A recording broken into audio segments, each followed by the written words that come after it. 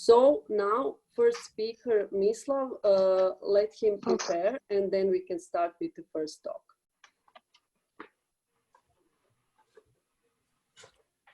Hey, Maria, I'm prepared. If you are waiting for me, I can start right now. Okay, so first talk of the day will be delivered by Mislav Malenica, who is CEO of Mindsmiths and president of Croatia.ai, which is a national association for artificial intelligence in Croatia. And Mindsmiths is a Croatian AI startup focused on building emotionally intelligent AI. And in this talk, Mislav will share with us his experience with building an AI-based product, Andrija.ai, which was done during the Corona crisis. Andrija is a digital assistant of Croatian Ministry of Health, which helped in a struggle against the coronavirus. Mislav will cover how did the process of creating an AI product in short notice look, what were the difficulties of communicating with a lot of interesting parties, as well as what is behind Andrija.ai. Mislav, thank you for accepting our call to deliver this outstanding talk, and now I give you the word to you. Okay, thank you, Maria. Thank you, Alex. First of all, thank you very much for having me here. I'm very grateful for that, and I'm looking forward to hearing what other people will have to say. I'll actually start with a little bit more about what we call companion healthcare, just to give an intro, like why we built the Andrija the way how we built it, what was our motivation behind it, and so on. So I would say I have 16 years of experience in AI right now, 4 years as a scientist and 12 years as an entrepreneur. Like most of that time I've spent in Silicon Valley. And I would say it was a lot of time spent on learning by doing mistakes. And one of these biggest mistakes was that not understanding that if you don't choose the right industry, the right niche where you have a certain leverage or certain unfair advantage, in the end, even if you do all the things right, maybe you won't win in the end.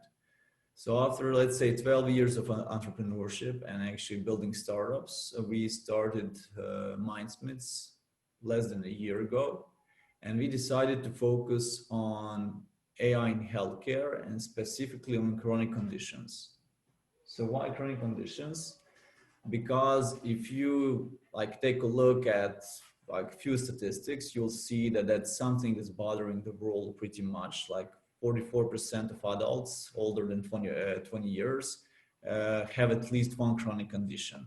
It even gets worse if you take a look what's happening with people that are older than 65 years. It'll be 80% of them will have at least one chronic condition, and almost 70% two or more chronic conditions.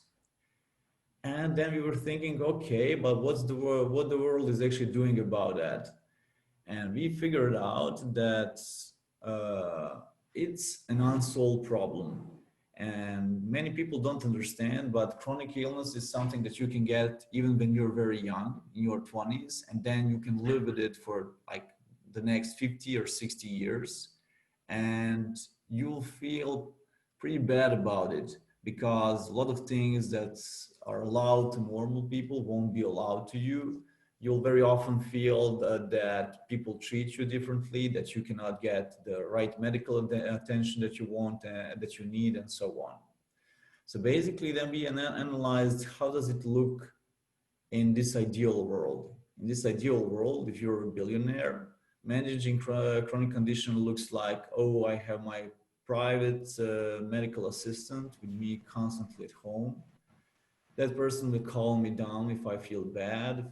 We'll constantly measure my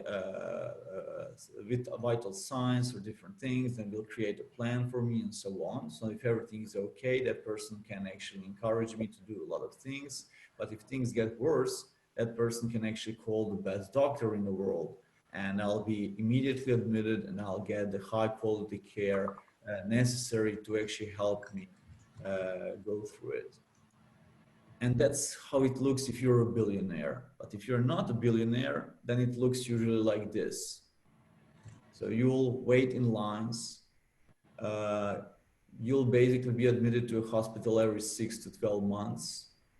You'll feel that you need much more attention than you're actually getting, but there's no one actually to help you. Why? Because there are so many people that are in the same situation, and no country in the world is actually rich enough to offer that kind of service to all citizens that are actually suffering from chronic conditions. And then that was actually that was something that we thought, wow, look, this is an opportunity worth exploring. And especially after these 16 years of experience, when for me it was usually all about like hardcore technology, we discovered that this is less about technology, it's more about love. These people are actually craving for attention, they're craving for love, they're craving for being treated as normal people, being able to, I don't know, to be happy about things that are in front of them. And very often it really looks like this. And when you talk with doctors, when you talk with ministers, when you talk with all the people involved, they'll just tell you, look, there's no other way. It's almost half of world's population suffers from chronic conditions. These people require attention basically almost every day. No country is rich enough actually to offer something like that. And then we said, okay, but what if we'll be able like to solve one problem or a problem for one person with AI? The whole promise of AI then is that we'll be able to scale it then to all other people without any or like a little of additional cost. So what we needed for that, like a real team that can deliver such a technology. So when we said it's less about technology, it's more about love. We got a team that's actually right now we are 26 people, 60% engineers, 40% humanities. And now on screen in front of you, you'll see that we have psychologists, psychotherapists, we have product experts, we have like our newest addition is Helena, who is researcher in psychology of music. And her job is right now to design a way how we'll feel the presence of AI, to feel like how this AI breathes and how we can actually sense it, that it's part of our team and it's actually helping us to help people around the world. We have media experts, content experts, and so on. Because what we learned so far is that even if you calculate everything right, even if you have all the best data and you are qualified to build really the best models, machine learning models that will predict something, that will classify something, that will suggest something, and so on, you still will have a problem that you need to have impact on people around you. You need to influence their behavior, you need to influence their emotions, and so on. And then we realize that we need the second part of this story. If the first part is data, and out of this data we are getting these models, then the second part is the content that we need to produce that can touch these people in a way we want them to be touched. So how does it usually look like? Then this team of ours goes undercover to learn about problems. And we'll shoot a lot of videos, we'll shoot a lot of photos, we'll do a lot of interviews and so on, trying to understand what's the real problem. Because that's something also that I, as an engineer and a scientist or former scientist, had to learn, is that a lot of things that I think are true, and a lot of things that a lot of times when I think that I understand the problem, I actually don't understand the problem. I'm just like doing a projection of like what I already know and trying to actually model the world according to it. So what we are doing like a lot of this like undercover work where we will put people on the field with cameras. Sometimes people know that we're shooting them, sometimes they won't. But the idea is actually to get the right insights that will actually help us define what's the problem. So before I start telling you the story about the Andrea, I'll tell you one other story, also COVID related. And it's about hypertension patients. So hypertension patients, as you saw from the diagrams in the beginning, it's like almost more than half of all chronic patients are hypertension patients. And what we wanted to build, we wanted to build an AI, a digital assistant that will actually mimic the behavior of a real human being, that if you're a billionaire, you would be able to pay to stay with you, to calm you down, to help you, to connect you with the doctor, with the institutions, and so on. Oops, let me just mute this. So our assistant actually communicates with like a lot of people in parallel, knows like what they should do, knows how to advise them, knows how to react. And the best thing is that it constantly collects data. So basically, if you can actually compare how was it done before, what you'll see is this journal, which is still standard in Croatia and in many other parts of the world. And what you see on the right side is what a doctor gets now. And for example, on this right diagram, you can see that this person has completely normalized blood pressure. So this is a person that visited the doctor, and after 2 weeks of change therapy, Maggie was actually constantly with that patient, suggesting the patient went to, asking the patient did he or she actually take prescribed medication, asking to take a blood pressure measurement, how they feel, and so on. And this was like a pretty easy and pretty good case because this person got the right treatment, the blood pressure stabilized very easily, and that was awesome. But at the same time, on that same day, we also had another patient. And after 2 weeks, our digital assistant Maggie contacts Dr. Shesta and says, look, maybe we have a problem. This is what's happening. And when we showed this to a doctor, he basically told us, look, I won't be able to sleep anymore after I saw this, because what I was able to convince myself so far in like 20 years of my experience in this field is that after I give a new treatment to a patient and I won't see that patient for the next 6 or 12 months, they're perfectly fine. Everything is right. And I convinced myself about that because I knew that I just cannot see them every day. So the only way how I can live with myself is actually to to lie to myself that everything is right. And now when I see this diagram, I see that this person is actually a candidate for ER every second day, and that her blood pressure is too high and it's basically destroying her body.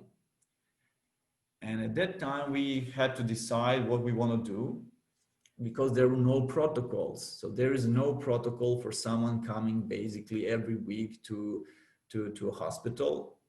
There's nothing in our healthcare system that will say, oh yes, the healthcare system is ready to pay for something like that. So we had to think about new protocols. And for example, this patient was admitted in 2 days to the hospital again, visited Dr. Shesto, and it was like repeated few more times after that until we successfully stabilized her blood pressure. So basically the idea here is if you can build something that's smart enough to recognize what's a normal situation, what's not normal situation, if it's enough emotionally intelligent so that it can engage with patients so that they really will follow your advice, will actually send you the data when you need that data and so on, you can really make the difference. The other case that we did so far is actually diagnosing one condition called polycystic ovary syndrome on 12 million people. And what you see on the screen is a mathematical model that we use to model experts' expertise. So basically it's called Bayesian network, and that's something that we very often use in healthcare or in finance and so on. So in all these heavily regulated industries where you just cannot build a black box and say we have a black box that's like 99% accurate, because that's just not enough, because no one knows like that 1% will it actually lead to a death, or it will lead to something like even worse. So what we did here, we have this on the bottom left corner, we see this person. It's called Dr. Shruti from Boston University. She's like one of the world's leading diagnosticians for PCOS. We went there, we actually said, we are here to copy your mind. And after we did it, basically these are our results. So the problem with PCOS is that it's something that cannot be treated. But if you know that you have it, you can put it, you can manage that condition very well, and the quality of your life really skyrockets. And the problem is that on average right now, it takes 6 to 7 years to diagnose PCOS. Not because it's too hard, but because it requires a lot of different specialists to actually come together and to say, yeah, I saw this symptoms, I saw these symptoms, and when you put all these things together, it's just like it becomes like pretty obvious. So what we actually were able to do, we were able like to lower that time to, or shorten that time to 3 months. So you start to use that app.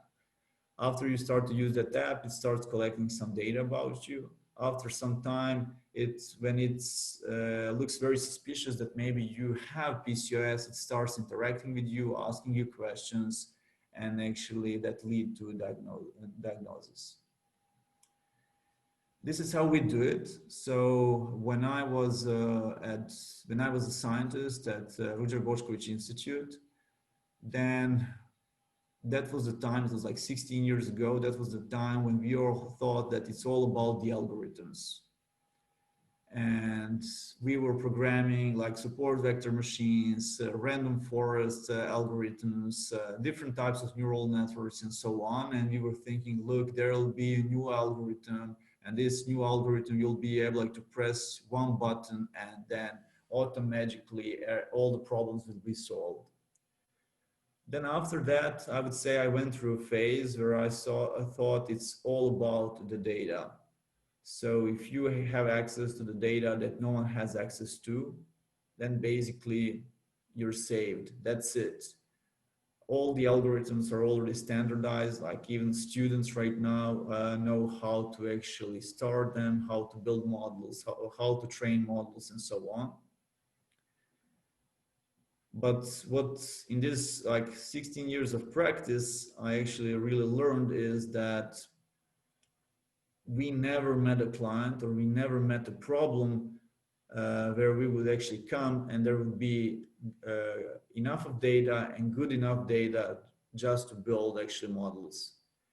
So we are using like a different paradigm when we are actually doing that. First, we start with humans, because we think that humans actually have models in their heads that are trained based on like the knowledge that's being shared, on their experience in the X years of when they're doing a certain job.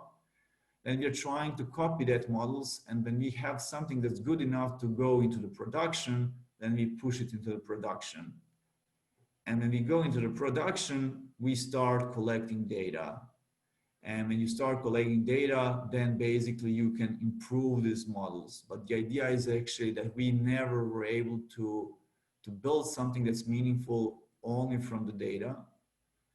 And also when you, and also I think that this model works much better if you're working in these heavy regulated industries where someone needs to approve what you're doing. So very often, for example, if you're in healthcare, you won't have like a 10,000 people on who you can actually test something, and you'll say, oh, I tested an algorithm, 10,000 people, only a few of them died, so everything's okay.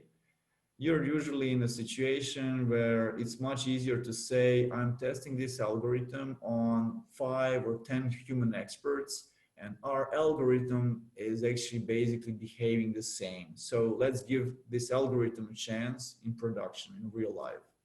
And that's something actually that works for us right now. This is how our platform usually looks like. So we are doing this In the last few years, we are doing less and less signals, so calculating patterns out of the data and so on. Why? Because there's like a lot of competition there, like a lot of companies in banking, healthcare, telco, and so on industries have like highly qualified teams that can actually do that. So what we do, we do this relationship layer. So we are thinking about how you want to engage with the patient, with the client, and so on. But okay, let's come back to Andrea and to the coronavirus story. So after this intro that I gave you about how we are actually approaching things, I'll start with the thing that on like February 25th, we had the first corona case in Croatia.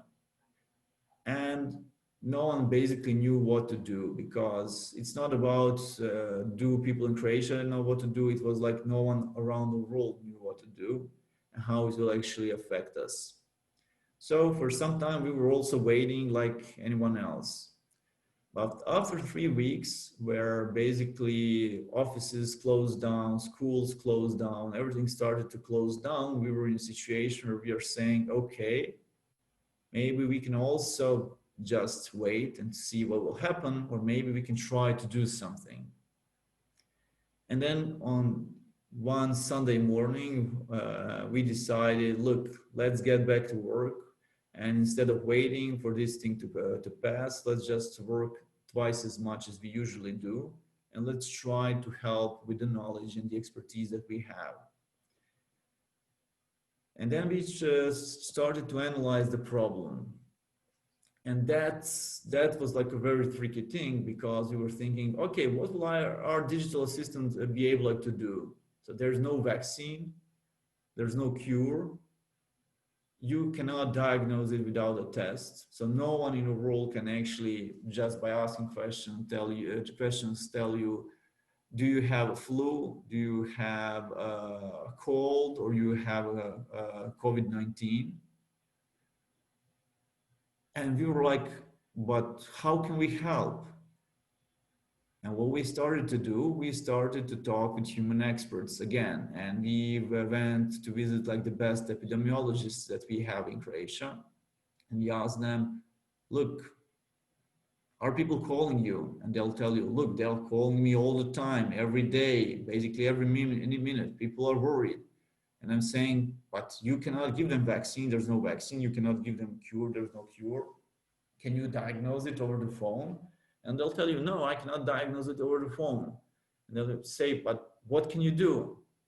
I can calm them down. I can tell them, look, situation is serious, but there's no room for panic. And we said, okay, but that's basically what we usually do. It's about scaling love, attention, calming down people, being emotionally intelligent, understanding that they're afraid on the other side, not lying to them. And that's the moment when idea for Andrea was actually born. So Andrea's job is actually, he has like three jobs. First one is to be the first line of defense. So when we started to collaborate with Croatian government, we discovered that our biggest fear is actually that our medical system will be overwhelmed. So when your healthcare system is overwhelmed with people who are afraid, who are panicking and so on, it means that you cannot focus on people that really need your help. And we said, okay, but that means doing the triage. So do you know that if we'll be triaging people, we'll be telling people not to go to ER, not to call the coronavirus hotline, and so on. This will actually take off the burden from the system, but at the same time, we are risking that we'll make a mistake and that it can actually have like fatal consequences. And that's the part where I'm really, really proud of Croatia, because when you compare us to other countries where people built chatbots that were actually answering to you, giving you definitions of what coronavirus is, and just basically answering frequently asked questions, Croatia and Andrea really were able to tell you and to suggest you what you should do. Andrea will tell you, look, you have no reason to call to the emergency room. Don't overwhelm the system. Stay at home, monitor this, don't go out, and so on. The other thing, it was actually adhering to guidelines, because I must say that I think it's the same all around the world, but basically there were so many guidelines about what you should do and what you're not allowed to do, and so on. And people were so confused. We were so confused. And then we said, look, Andrea can actually talk with people in a very, very simple way and try to explain them. Actually, basically, you can do this because of this, this, and this. And you shouldn't do this because of this, this, and this.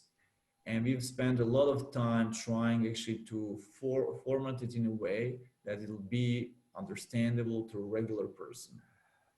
And the third thing that Andrea was actually doing is actually asking people, tell me how you are and how people around you are feeling. Why? Because what we learned is that these testings are actually very slow, and it takes 10 days on average. So uh, before you will actually get the virus, when you will actually start showing some symptoms, then you will actually decide to actually contact the doctor, and then they'll make a test. So basically, we are actually learning about the disease with like 10 days later than the things that are actually happening. And we said, look, but if we ask people how they feel, maybe we can actually make it like much faster. So these were actually three ideas what Andrea should do. So Andrea lives in the cloud, he chats with people over WhatsApp. What's good about Andrea is that he's always there.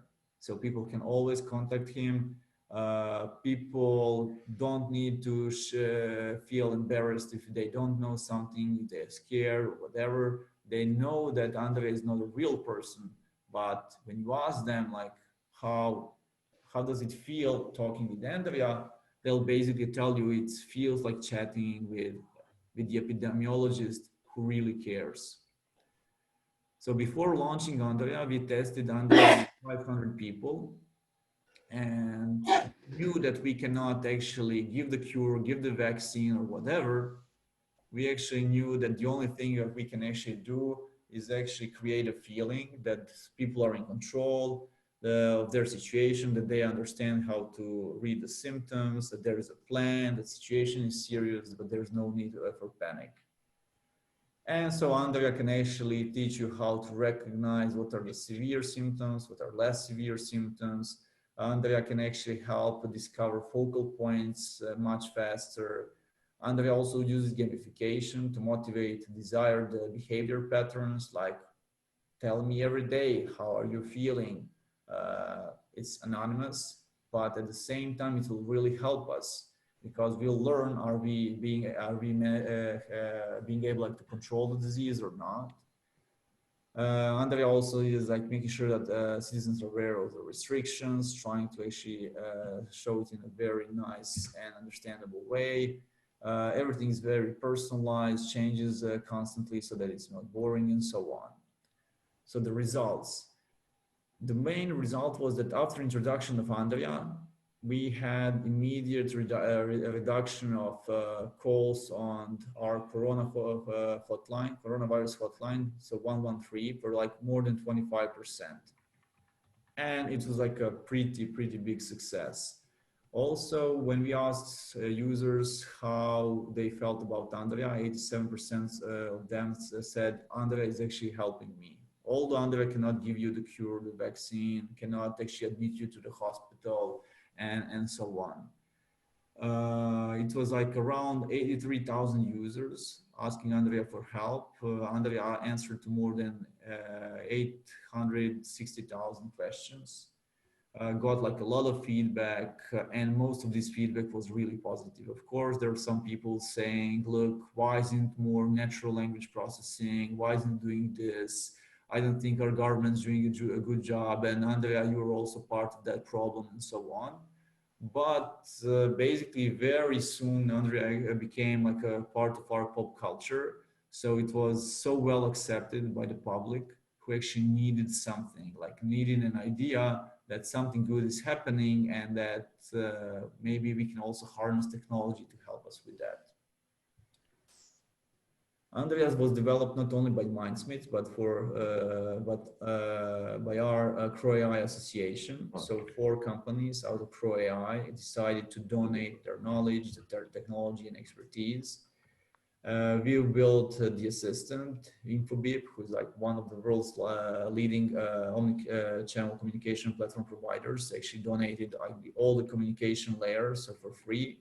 Neos, the data engineering company, donated like how we're handling data, so that it's all, so that there should be no complaints, that no people won't be afraid what's happening with the data that's being collected and so on. And Oracle actually donated infrastructure. And I would actually finish with this. For me, as an engineer, as a scientist, one of the biggest learnings about AI and where we are right now is that it's not more about the algorithms. I don't even think that it's that much about data anymore. It's really more about the love, how what you're building actually affects people around you. And if you can create such a product, then it can really be a success. Okay, Maria, that's all from me. Thank you very much. I honestly haven't seen any questions, so we'll leave a minute or two if some comes up. But I wanted to ask something. How will you use as Croatia all this feedback gathered in developing some new similar solutions for some other part of society issues or problems? So I would say that when you're thinking about healthcare, when you're thinking about public administration, when you're thinking about society and so on, we have like one, I would say, pretty big problem in Croatia. And that's that the level of dialogue between the government, the academia, and like entrepreneurs is not at very high level. And that means that none of us really knows how to ask for help. And basically what Croatia is trying to do, Croatia is trying to say, look, we're all in this together. We can help each other. And this synergy will create something good that will make our environment and our society better. So basically our focus right now is actually creating places where this dialogue will happen, where we'll actually see that we're all trying how to make things better, where we're all trying to better understand each other and what are our needs. Great. So collaboration is great. And we got one data question. What's the percentage of people who returned and used Andrija for a second time? Uzi text i baci Google Translate, ej. Okay. Samo delo, samo da pišeš. Ja ću da uradim moram da pošaljem formular za participac, znaš? Evo, jedan mute. Please mute him. Okay, so so I'll take, I would say the last time I saw the data was like basically 2 weeks ago. So maybe it's not completely accurate right now. But what we saw is that 10% of people used Andrija, let's say installed or added Andrija to their WhatsApps and never used it. So that was like very concerning for us. And when we started to call these people and ask them like, what's going on? Like, why aren't you actually went there, you opened, and they will just say, look, I know that there's nothing wrong with me, but I just want to have it on my phone. So when I'll need it, I can actually use it.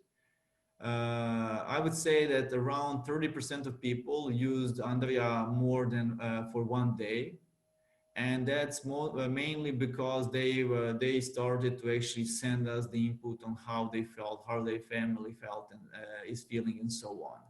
And the rest of the population just tried it, went through this small education where you learn basically how to actually see if situation is actually serious enough for you to go to ER or to go to your call to your family doctor, or just to stay at home and wait like anyone else is waiting for something, for some better news. Great, thank you, and thanks for the question, for the antenna.